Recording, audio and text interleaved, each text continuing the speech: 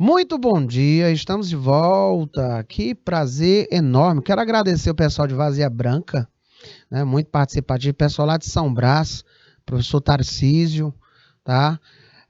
Nós temos aí a professora Gardênia nos acompanhando como sempre e aos inúmeros polos. Nós vamos ali, ó. Né? Primeiro dia, Vazia Branca.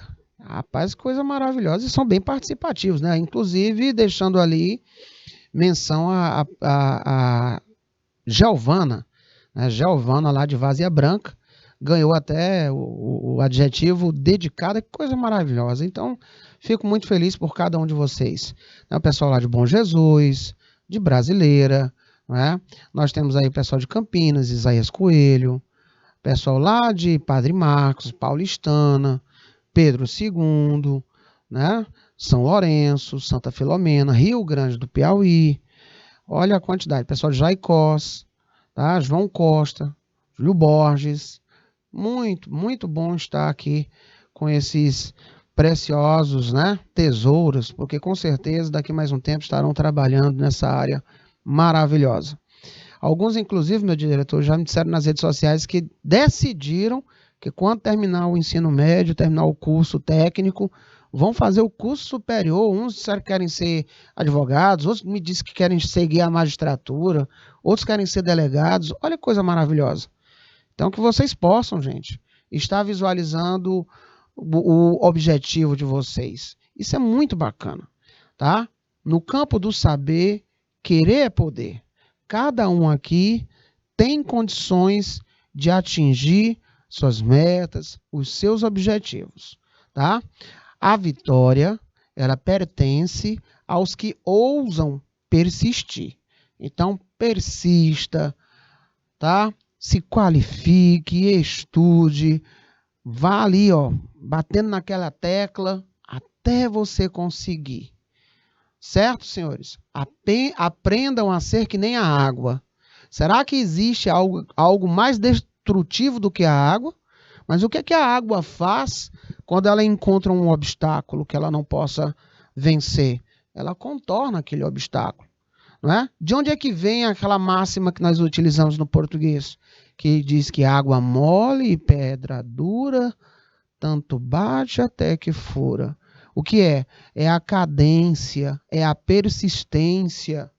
Então que sejamos assim, persistentes e maleáveis, ao modo de que, num futuro bem breve, vocês vão estar olhando para o dia de hoje e dizer, valeu a pena.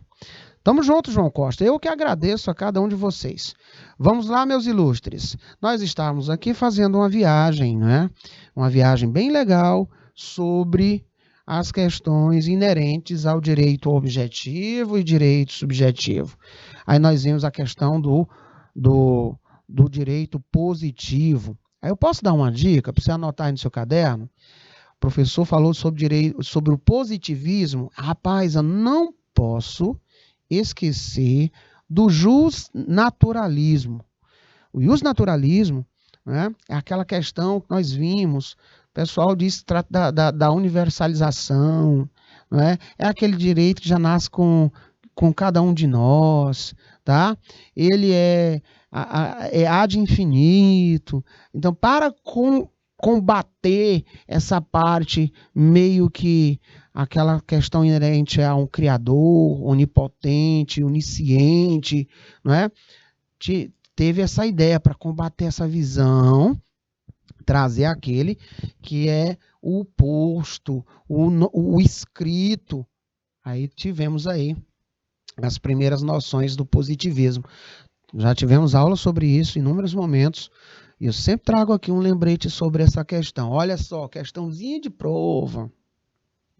Né? Perguntar pelas diferenças, perguntar o que era, né? O justnaturalismo e o justpositivismo, surgimento histórico, tá? Bacana? Olha aí, mais uma dica. Para você que depois vai ver a aula gravada ou a reprise, ou pelo YouTube, ou pela plataforma, aí, eita, o professor na aula tal, X momento da aula, ele falou sobre isso, anotei aqui no meu caderno, porque ele está fazendo uma revisão em cima de outra revisão, e dentro do conteúdo novo. Então, eu cheguei agora, eu não vou ficar perdido porque eu estou tendo minha base. É esse o meu compromisso contigo.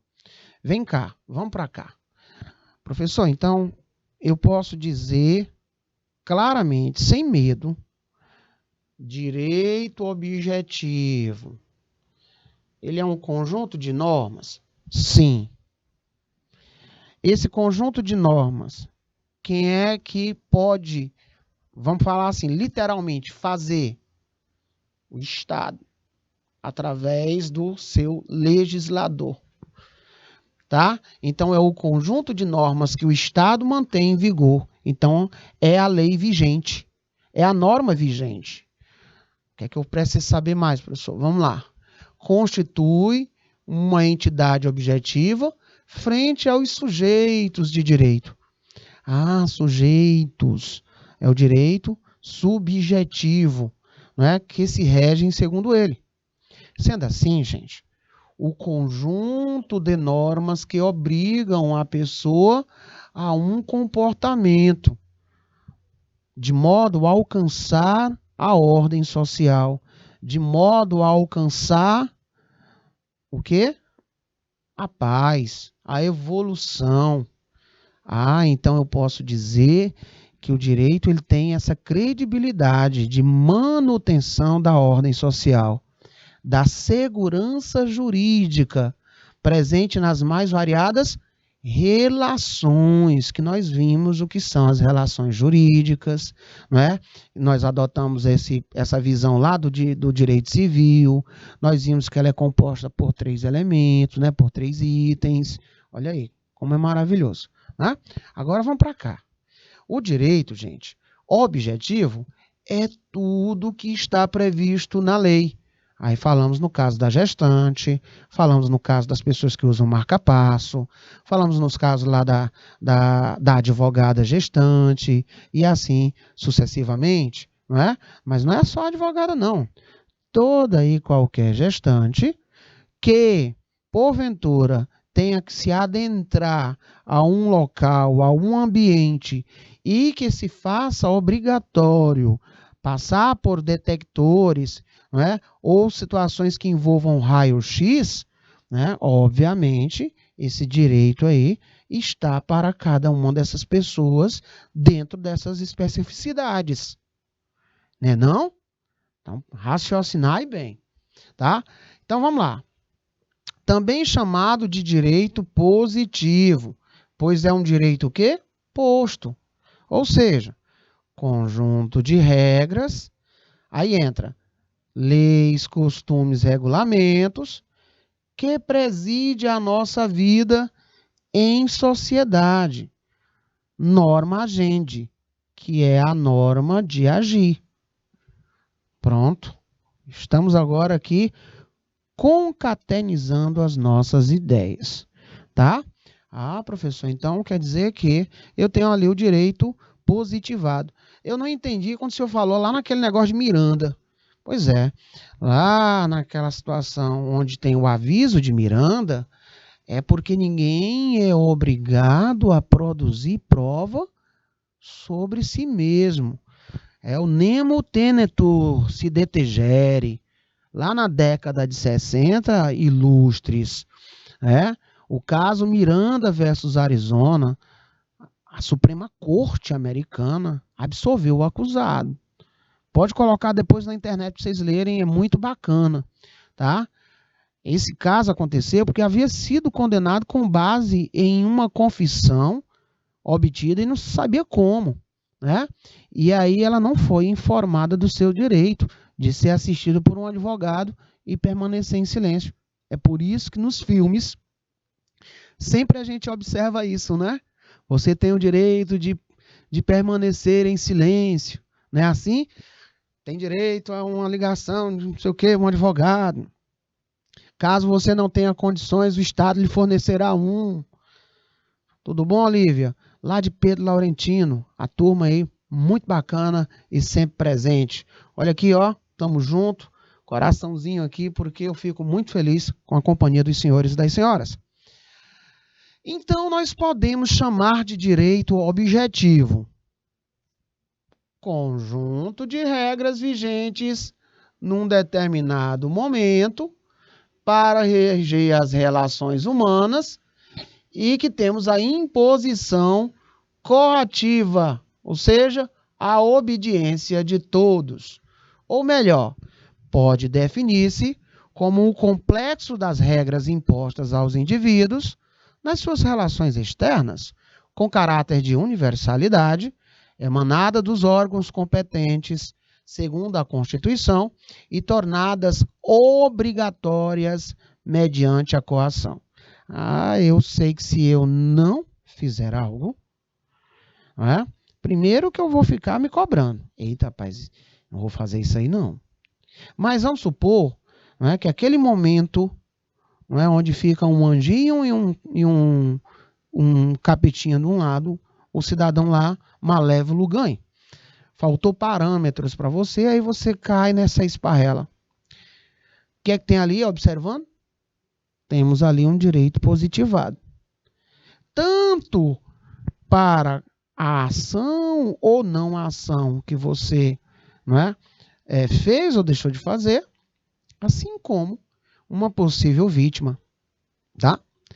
Assim como você tem direitos e garantias, Você não pode ser destratado, você não pode ser impedido de uma boa alimentação, de uma boa informação, direito à defesa, se você não tiver dinheiro para custear um advogado, aí entra aí, o Estado vai fazer a manutenção da sua defesa, tá?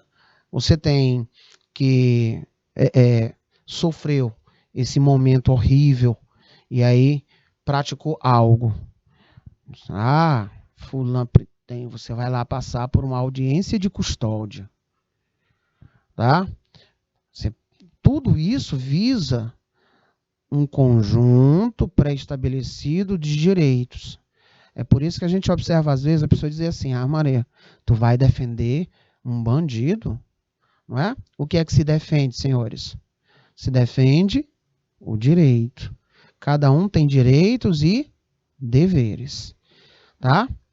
Todos têm essa condição já pré-estabelecida no ordenamento jurídico brasileiro.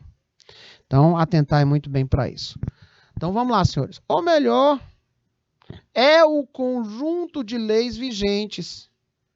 Nasceram da vontade geral e passam a integrar o ordenamento jurídico. Como, por exemplo, a Constituição, as legislações penal, civil, e de proteção e defesa do consumidor e etc. Tudo isso visando, normatizar, dar segurança para cada um de nós. Então eu posso dizer que o direito objetivo, ele estabelece normas de conduta social. Perfeito. Se perguntar para você, o direito objetivo, ele estabelece normas de conduta social. E de acordo com essas normas, elas dizem assim: os indivíduos em sociedade devam agir desta forma. Porque se não observar essas normas, aí nós teremos o poder coercível. Eita, vem a contrapartida. O que é que acontece quando eu contrato um serviço e não pago pelo serviço? Professor, vai vir lá um bocado de aviso e aí é cortado o serviço. Você tem uma contrapartida com previsibilidade legal contratual. Não é assim? Lá tem, observando, e tem isso em vários momentos dentro do nosso país. Inclusive pelos órgãos reguladores maiores, porque senão, nessa relação contratual, poderíamos ter as famosas cláusulas abusivas. Aí vocês vão ver lá, que pode ser anulável ou que pode ser nulo, a diferença. O direito civil é uma coisa maravilhosa, vocês vão ver. O direito subjetivo, professor, eu não entendi muito bem esse negócio não, sabia? Então vamos lá. O que é que nós falamos sobre direito subjetivo? Será que ele tem, assim, uma marca indelével em nossas vidas? Será que eu consigo ter uma marca indelével nas nossas vidas? Vamos lá, o direito subjetivo, ele vai designar a faculdade da pessoa de agir dentro das regras do direito. A famosa facultas agente. É o poder que a pessoa tem de fazer valer seus direitos individuais. Então é o direito, né, que cada um de nós temos. Viu, Olívia? Viu, Pedro Laurentino? Ok, João Costa? Bacana, Vazia Grande. Ficou top agora? Muito bem. Então, nasce da vontade individual. É a faculdade de alguém fazer ou deixar de fazer alguma coisa, mas tem que ser de acordo com a regra de ação, ou seja, de acordo com a norma. Os direitos subjetivos, eles revelam poder e dever. Nós temos o poder de cobrar e o dever de pagar uma dívida, por um exemplo. Está ligado à pessoa, exige o direito objetivo. Por isso que no início da aula nós vimos que eles estão, hermanados ali, um depende do outro, né? Que está na lei. Por um exemplo, posso exigir a licença à maternidade, sendo esse direito objetivo, mas eu preciso provar esse direito subjetivo. Ou seja, preciso provar, não é? Que no caso, eu vou dizer, eu preciso, que eu estou grávida. Está aqui a prova, né? Eu preciso provar, olha, eu adotei, está aqui, uma criança, eu adotei. E também eu tenho esse direito. Mas você não colocou essa criança... Não, mas eu sou pai. Tá lá a qualidade.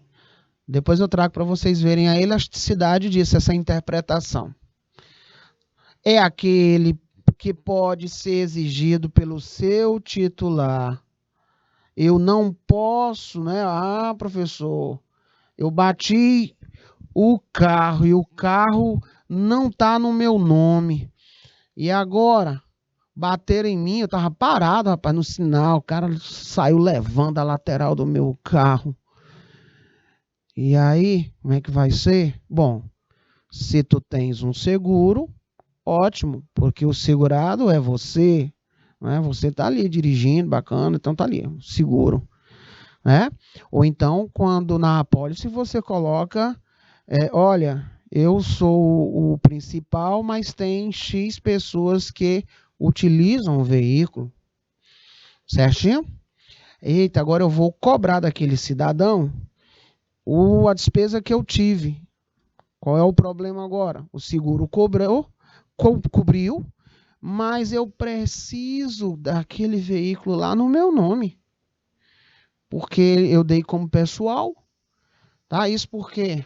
Porque eu tenho como cobrar direito de terceiros, ou eu só posso cobrar aquilo que é inerente à minha pessoa dentro dessa circunstância em específico.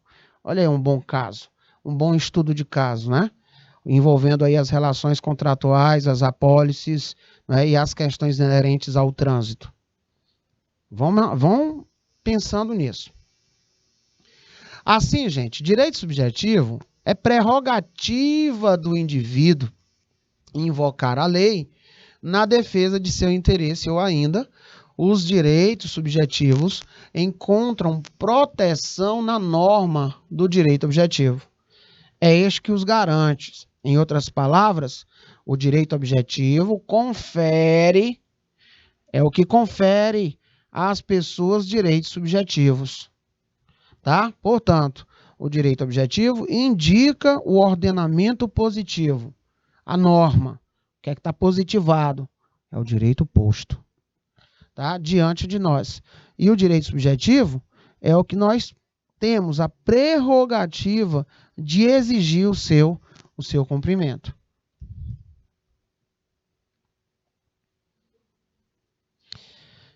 Olha aí, de dois bem no meio aí, a briga. Na realidade, não é nem confusão, né? Pelo contrário. Então, o que é direito subjetivo? Se refere aos direitos que são efetivamente garantidos ao indivíduo pela lei. Tá? É a forma concreta de um direito que foi determinado pela lei e pode ser usufruído por uma pessoa. Assim, o direito subjetivo pode ser definido como um direito de exigir. É o poder que uma pessoa possui de fazer valer um direito individual que foi previamente garantido pela lei. Professor, mas o que é lei que eu não lembro mais? No âmbito do direito, a lei é uma regra tornada obrigatória pela força coercitiva do poder legislativo ou de autoridade competente. Não é? Ou autoridade legítima, que constitui os direitos e deveres numa comunidade. No âmbito constitucional, as leis são as normas produzidas pelo Estado. Certinho? Craque, né? Ficou legal demais, professor. Agora eu estou começando a entender. Está fazendo sentido. Muito bem. Olha só. Calcificando, vamos lá. É o direito subjetivo que permite que uma pessoa invoque a lei para garantir o cumprimento de um direito. O direito subjetivo recebe esse nome pois é uma referência ao sujeito de direito, ou seja, quem possui o direito. Certo? Será que qualquer pessoa pode se aposentar, sim ou não? Qualquer pessoa pode se aposentar, sim ou não? Ah, professor, claro. Em qualquer momento da vida, sim ou não? Opa, porque se for assim, meu nenenzinho que nasceu agora já vai sair. Pronto, meu filho, se aposente logo ele bem aqui. Perceberam?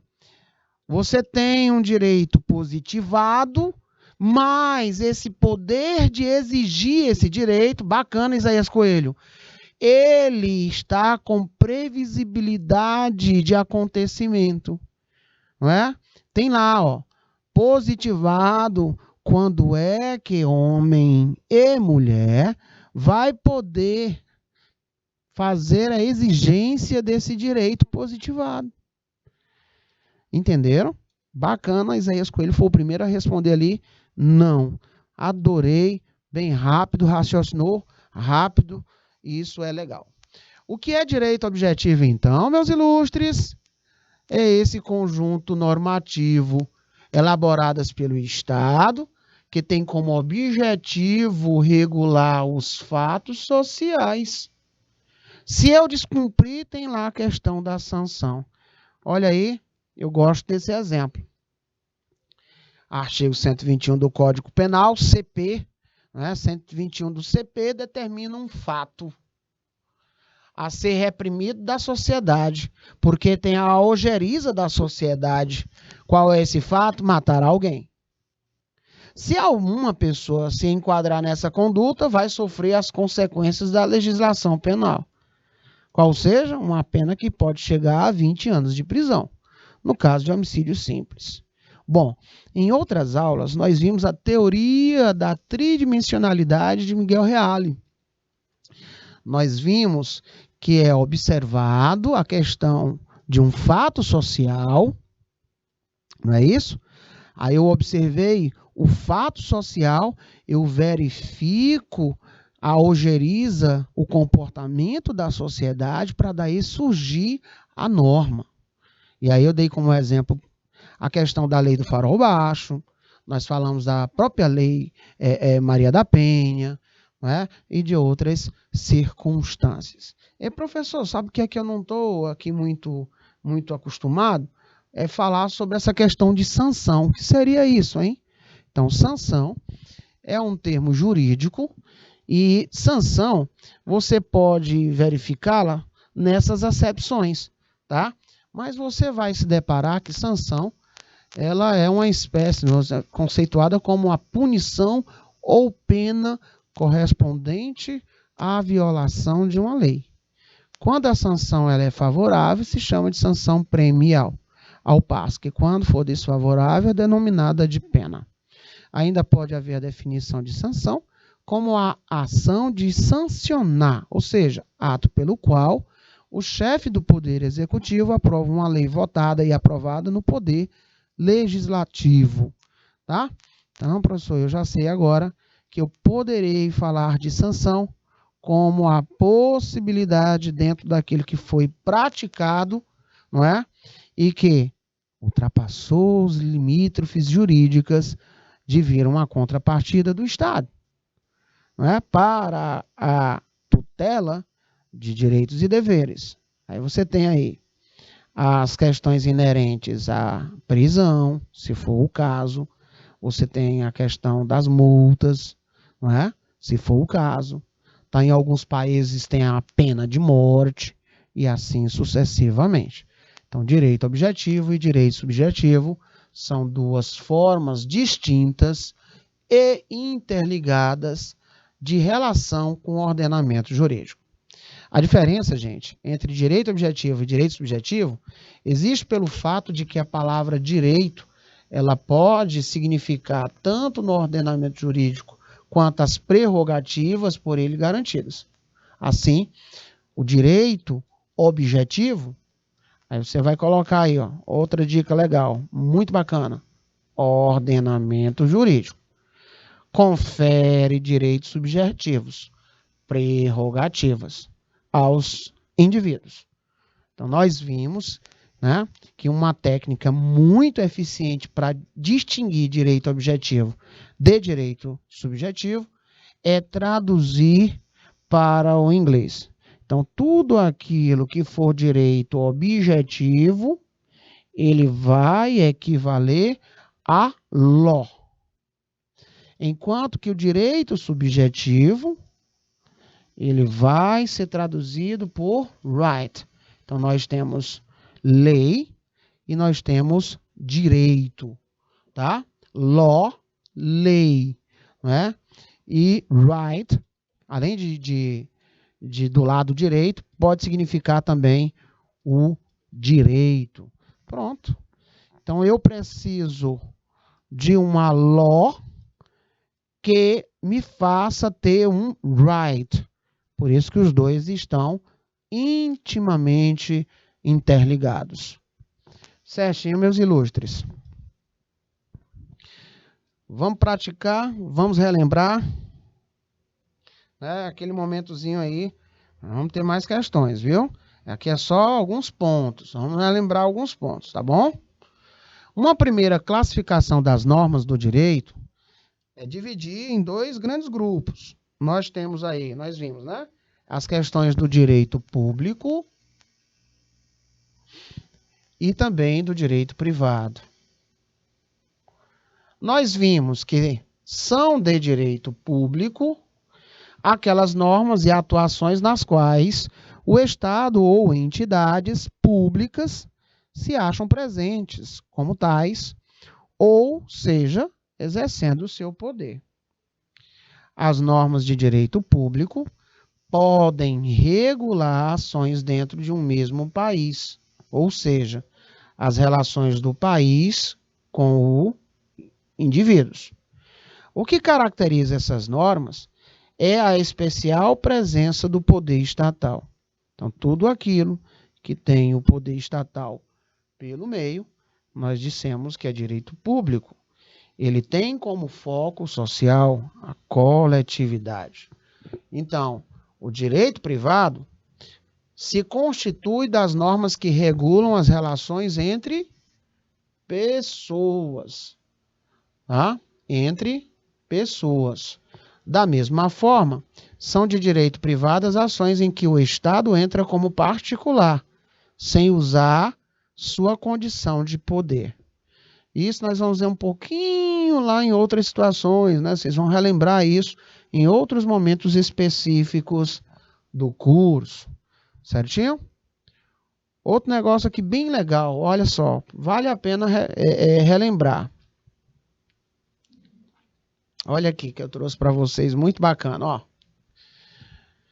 Direito natural e direito positivo. Olha esse embate aí.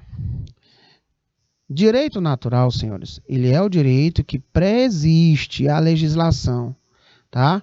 Ou seja, ele é anterior à norma. Por isso, daí dizer que é de caráter universal.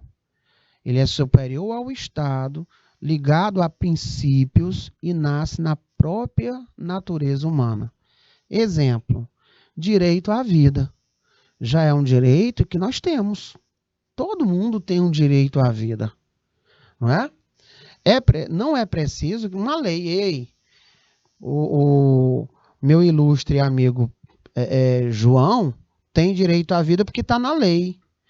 Mas nós sabemos dessa concepção, né? A partir que foi gerado, todo mundo já fica na expectativa, não é? Algumas famílias diziam o quê?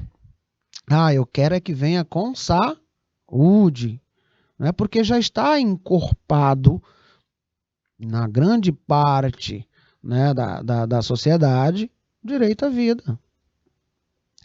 Professor, outro dia teve maior auê nas mídias, a questão aí da menina, né, que abortou. Mas nós temos previsibilidade legal, situações onde se possa optar, olha só, facultas agendi de querer ou não aquele bebê da forma como foi concebido. Por um exemplo, um estupro, não é? Essa violação, né, animalesca. Mas mesmo assim, a pessoa tem essa opção. Não, eu vou querer. Quem sabe não vai ser uma bênção? Não quero. Isso é muito traumático para mim, tá? Olha só, tem lá a previsibilidade em lei, é positivado. Gente, o direito natural, ele não precisa estar escrito em uma lei. Pronto. Pode colocar isso no caderno que é show de bola. Já o direito positivo é aquele estabelecido, é o posto. É a lei criada pelos homens, né? Assim representados por órgão com esta competência. Nós temos lá os legisladores. É o ordenamento jurídico em vigor num determinado país e numa determinada época. Tá? Aí nós temos as célebres palavras de Washington de Barros Monteiro. A Constituição Federal, ilustres, né, é uma desses exemplos, né? E os vários códigos, leis escritos, né, eles estão no ordenamento jurídico para se fazer valer a manutenção, né, este legado dos nossos rights. Tá? Então, o direito positivo, conjunto de regras elaboradas e vigentes, tá? E o direito subjetivo, fazer valer o que está positivado. Possui como características, senhores, o direito positivo, caráter temporal, territorial, formal. Tem origem nas fontes formais. Lá naquela aula que nós tivemos, fontes do direito, né? Princípios gerais do direito. Nós vimos lá, ó, tá bom? Surge a questão de revogável, variável e mutável. Surge também como outra forma de fundamentar a natureza do direito, o direito positivo. Protágoras, né? Pode ser considerado o pensador que antecipou as opiniões dos positivistas modernos. Sustentava que as leis feitas pelos homens eram de caráter obrigatória e válida, sem considerar o seu conteúdo moral, certo? É uma observação interessante, senhores. Sem dúvida, a maior contribuição da sociologia para o direito foi o positivismo. Nas palavras do seu fundador, o pupilo Auguste Comte, o positivismo era a forma superior e final de uma concepção histórica do devir humano, cuja evolução deixaria para trás a teologia e a metafísica, discurso sobre o espírito positivo. Direito positivo, senhores, conjunto de todas as regras e leis que regem a vida social e as instituições de determinado local e durante certo período de tempo. Para os positivistas, a lei é um produto do direito. Nós vimos isso também, né? E aí, nós vimos aqui em aulas outras a questão do contrato social. Então, o direito positivo é aquele estabelecedor de ações, né, antes de serem reguladas, podem ser cumpridas indiferentemente de um modo ou outro. Pronto, ficou top esse arremate. Cheirinho aí de prova, coisa linda. O direito positivo, posso dizer que ele equivale ao direito objetivo. Ou seja, quando se faz referência ao conjunto de normas jurídicas que regem um comportamento humano num determinado tempo e espaço, está se falando em direito positivo e objetivo. Os direitos naturais são os direitos que nascem na condição humana. Não precisa estar ali dispositivado, escrito, senhores. A corrente que defende essa ideia é chamada de ius naturalista. Afirma que os seres humanos têm direitos inalienáveis e irrevogáveis, que independem de qualquer legislação criada por governos. Ponto. Terminamos agora de fazer aí alusão ao positivismo, ao justnaturalismo, tá? Pode ter certeza que vai ter questãozinha dessa presente lá na nossa prova. Principalmente, anote aí, visão kelsiana, né? Positivismo aí com a visão aí de Hans Kelsen. Eu adoro. O direito natural ou justnaturalismo supõe a existência de um direito universal. Já tinha dito para vocês, estabelecido pela natureza. Seu fundamento é o da lei natural e não da lei humana, que rege os acordos e contratos sociais. Então, senhores, o direito natural é a ideia universal de justiça. É o conjunto de normas e direitos que já nascem incorporados ao homem, como o direito à vida que eu citei anteriormente. Pode ser entendido como os princípios do direito e é também chamado de justnaturalismo. O direito natural tem seus valores estabelecidos por ordem divina, assim como pela razão. Ponto. Então, falou de positivismo, falou de naturalismo, falou de direito subjetivo, falou de direito objetivo, você tem que ter esta visão, essa ideia, e aí fica tranquilo para você aí se dar muito bem em modelos de questões inerentes às nossas provas. Certinho, ilustres? Vamos adiante? Chegando aquele momento nosso, né? Quais são, professor, as principais características do direito natural?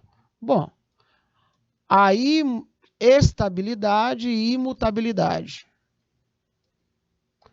Tá? Ou seja, não sofre alterações ao longo da história e do desenvolvimento da sociedade, diferente das teorias do direito posterior.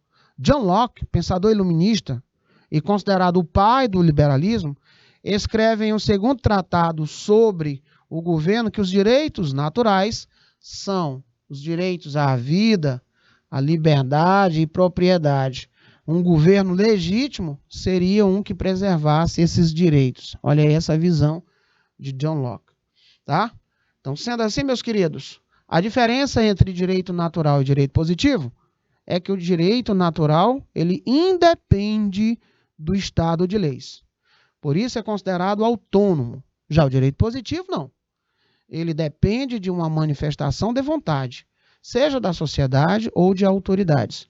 A exemplo, se pedisse para vocês, vocês iriam dizer, olha, a própria Constituição Federal é um exemplar digno de ser lembrado como direito positivado, tá? Pois assim como as outras leis e códigos escritos, serve como disciplina para o ordenamento de uma determinada sociedade. Vamos lá para o nosso momento praticar? Nós vamos agora para o nosso momentozinho praticar, que é para ficar bem legal.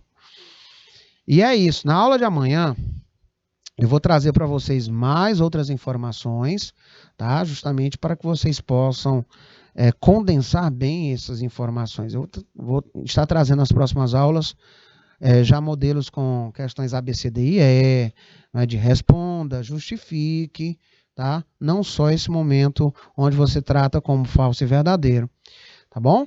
Mas nós já temos aqui uma visão bem legal sobre as questões. Olha só, é muito tranquilo. Ó, pedisse para você julgue verdadeiro ou falso. Ética é um conjunto de regras específico que determina o que é certo ou errado? Será que ela responde como devemos viver? E aí, 1 minuto para você pensar com qualidade e responder aí sem o teorema de Pitágoras.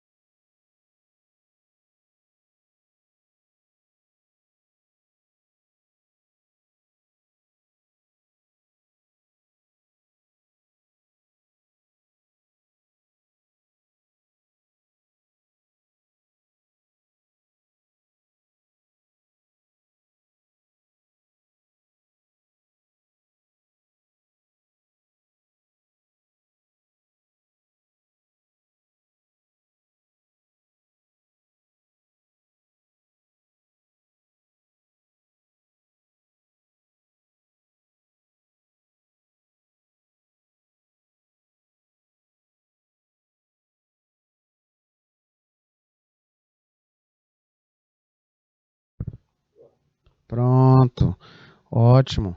Professor, eu consegui detectar aqui um negócio, ó. Conjunto de regras. Se vai ser conjunto de regras, e eu estou olhando para essa questão de como devemos viver, professor, isso aqui está errado, não está não? Beleza, tá? Moral, gente, que é esse conjunto de regras, tá? Bote aí para você não esquecer, ó, moral, conjunto de regras específico que determina o que é certo e o que é errado e assegura a boa convivência em uma sociedade. Vamos ver aí, botar aqui mais uma vez ética.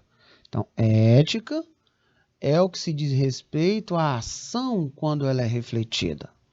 A ética, ela se preocupa com o certo e com o errado, mas não na qualidade de conjunto simples de norma de conduta. Ela promove um estilo de ação que procura refletir sobre o melhor modo de agir, que não abale a vida em sociedade e não desrespeite a individualidade dos outros. Ok? Bacana? Pronto. Aí nós vamos, meu diretor, para a próxima demanda de questões, né? Na próxima sequência de questões. Nós vamos praticar agora. Então, falou de coletivo, né? De conjunto de normas, né? De condutas. Ah, rapaz, é moral. Mas a ética, eu estou falando que não é esse conjunto simples. Ela está mais por uma questão da ação. né? Ela promove essa reflexão sobre o melhor modo de agir para não abalar a vida de ninguém. Ah, então estou sendo ético. Certinho? Professor, tem mais? Tem, professor? Tem sim, olha só. É só o que nós vamos agora praticarzinho. Vamos lá. Tá? Vamos ler esse microtexto e vamos verificar agora um lembrete sobre as escolas, né? As correntes que nós estudamos. Passamos um tempo vendo essas correntes, essas escolas de interpretação. Nesse mesmo período, senhores, nós vimos o que era a hermenêutica jurídica, quando ela surgiu, a importância dela, né? E vimos também como hoje nós temos as fontes do direito, nós vimos os princípios gerais do direito. Foi nesse momento que nós vimos sobre a questão da LINDB, da LIC, nós vimos no seu artigo 4º, nós falamos sobre direito consuetudinário, nós falamos sobre as questões inerentes à questão da equidade. Eita, vai estar em prova também. Então vamos deixar um minuto na tela para leitura e vocês vão me dizer se é certo ou errado.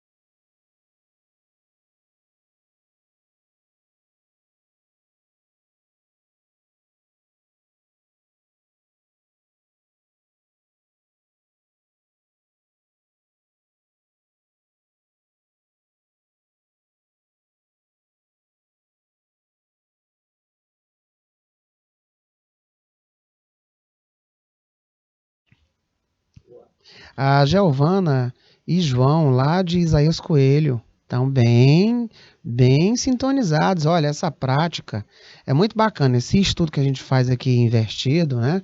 A gente faz essa brincadeira de vamos procurar o certo ou o errado, vamos justificar, né? Se está correto ou não está correto, qual foi o erro da leitura. Esse processo de argumentação ele é muito importante. Então, quando você estuda assim por tabela, é simples, pode ser o tamanho que for o texto. Quando ele aparece numa prova, numa questão, você já está ali, ó, sintonizadinho. Professor, escola sociológica do direito. Então, parte do pressuposto de que o intérprete é escravo da lei. Prega o culto desmedido aos códigos. Vamos lá, ó. Culto desmedido aos códigos, ó. Escravo da lei, né? Culto desmedido aos códigos. Não se admitia lacuna. Vocês lembram? Nós estudamos aqui lacunamento. Nós vimos aí os meios que são utilizados, né, para preencher essas situações que não são previstas. Nós vimos, tá? Ah, professor, então quando falou em Código Civil Francês de 1804, Código de Napoleão.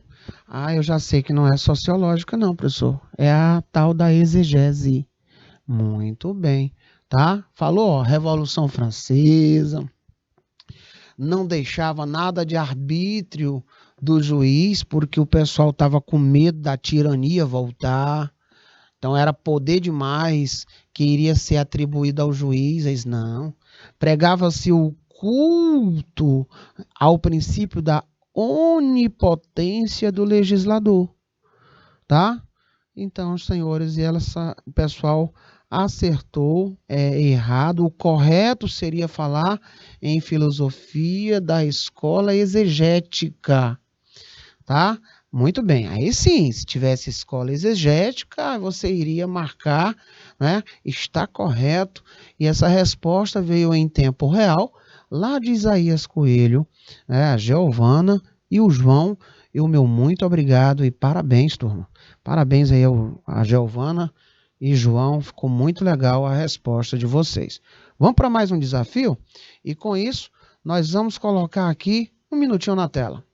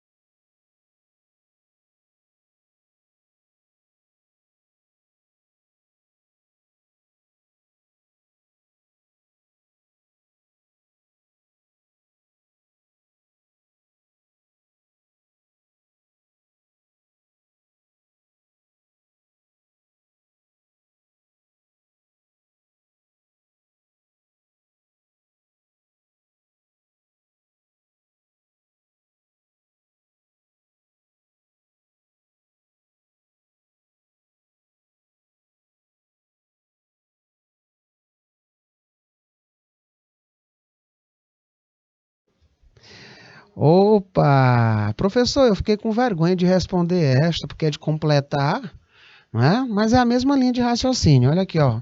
É... Opa, Isaías Coelho respondendo ali agora. Beleza, olha, eles disseram ali, professor, isso está certo? Muito bem. Professor, é de fato a exegese. Exegese. Professor, ó, sabe por que eu cheguei a essa conclusão?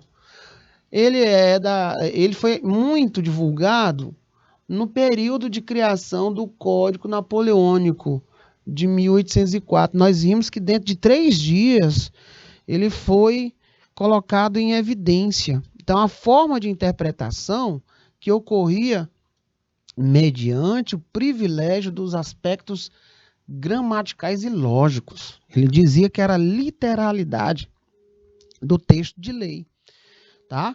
Professor, eu marquei correto e está correto mesmo. Parabéns aí, novamente a Isaías Coelho, com a máxima atenção possível. Muito obrigado, tá? E nós vamos para mais um. Vamos verificar o que é que vocês conseguem aí encontrar no caderno de vocês nessa pesquisa dirigida. Vamos ver quem é que me traz essa resposta correta ou não. Vamos lá, tá certo ou não? Um minutinho na tela, por gentileza.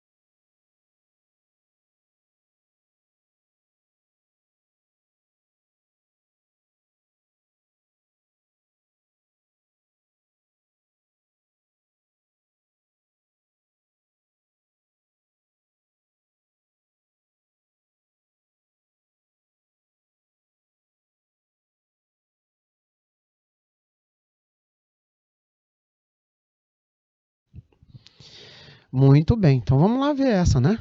Para essa escola, o direito dividia-se em duas categorias: o dado e o construído, onde o primeiro trata do meio analisado pelo legislador, a observação de elementos econômicos, morais, científicos, culturais, políticos, históricos.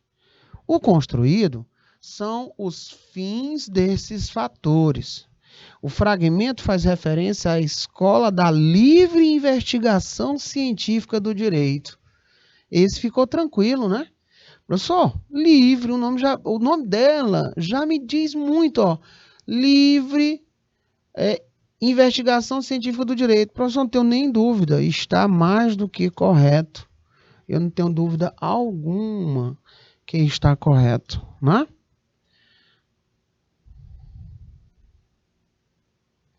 Vamos lá. Os grupos clássicos de sistematização de procedimentos interpretativos, bom, de uma maneira assim bem elastecida, nós temos escola dogmática ou exegética, escola histórica, escola da livre pesquisa ou livre criação do direito. Então, nós vamos ver várias classificações. Essa daqui é uma daquelas que procura realmente abreviar muito, né? E aqui nós temos também certa. Nós vemos esses grupos clássicos de sistematização de procedimentos interpretativos. Professor, então nós estamos falando das escolas de interpretação. Aí vamos lembrar também da hermenêutica. E por falar em hermenêutica, o que é hermenêutica jurídica? É o ramo da teoria geral do direito, destinado ao estudo, ao desenvolvimento dos métodos e princípios da atividade de interpretação.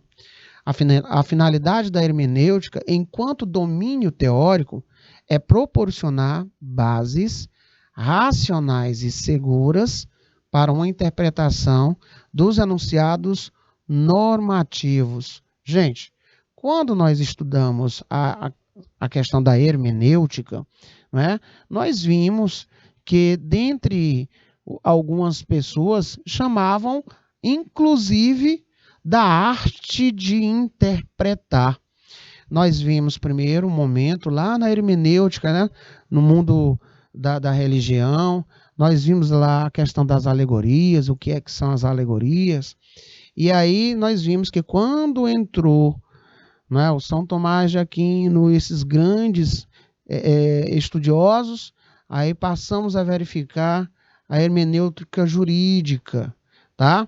Nós falamos sobre São Tomás de Aquino, nós falamos sobre o direito canônico e nós vimos também a hermenêutica jurídica, senhoritos. Certo? Muito obrigado. Até a aula de amanhã, com mais conteúdo, mais modelo de questões aqui para você, no curso técnico Serviços Jurídicos, nossa disciplina Introdução ao Estudo do Direito. Até breve.